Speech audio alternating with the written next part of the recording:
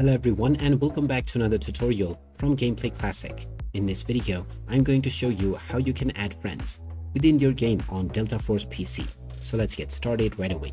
First of all, open up the Delta Force game on your device, and once you are taken into the homepage, if you wish to add friends, then click on the social icon at the bottom section, or you can also press the F1 button on your keyboard.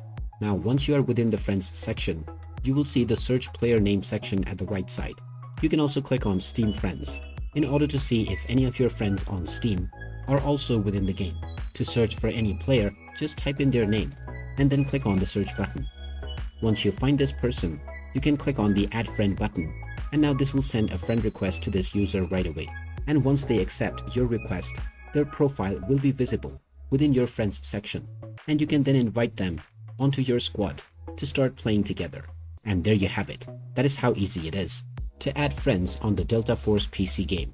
If you find this video helpful, don't forget to hit that like button and subscribe to our channel for more useful tips and tutorials. Thanks for watching, and I will see you again in the next one.